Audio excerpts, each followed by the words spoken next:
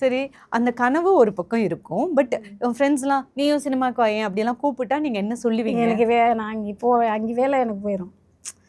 ஒரு நாள் சம்பளம் போயிடும். சம்பளம் எடுத்துருவாங்க தான். லாஸ் ஆஃப் பே ஆயிடும். ஆமாம். அப்போ நீங்க கொஞ்சம் கூட யோசிக்காம வேணான்னு சொல்லிடுவீங்களா? போனதே இல்லை. நான் ஆசை இருந்திருக்கா?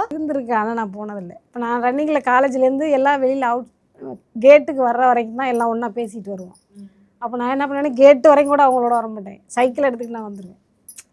காலேஜுக்கு சைக்கிளில் தானே போவேன். நான் ரூம்லேருந்து சைக்கிளில் போவேன்.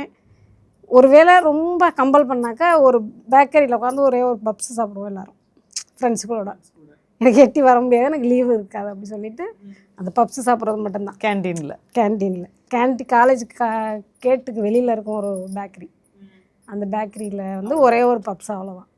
ஓகே, நீங்கள் இதை தவிர்க்கிறதுக்காகவே ஃப்ரெண்ட்ஸ் கிட்ட ரொம்ப பழக மாட்டீங்க. ஃப்ரெண்ட்ஸ் கிட்ட உட்காந்து பழகுனா அங்கே வாயேன் இங்கே போகலாமாங்க, உங்களுக்கு மைண்டு டைவெர்ட் ஆகும், ஆசை வரும். அதனால இவங்க ஃப்ரெண்ட்ஸ் கிட்டேயே பழகாமல் இருந்திருக்காங்க. படிப்பு மட்டும் ஆனால் விட்டே கொடுக்க மாட்டேன். எல்லாத்துலேயும் 70% தான். உட்காந்தேன்னா ஒரு சிலபஸ் எடுத்தேன்னா முடிக்காமல் விட மாட்டேன். ஃப்ரெண்ட்ஸுகளை சேர்த்துப்பேன், அந்த டயத்தில் சேர்த்துப்பேன். வெளியிலேருந்து ரொம்ப தூரத்துலேருந்து வரேன் கிளாஸ்மேட்டை யாரையாவது கூப்பிட்டுக்கிட்டு குரூப் ஸ்டடி மாதிரி பண்ணிடுறேன்.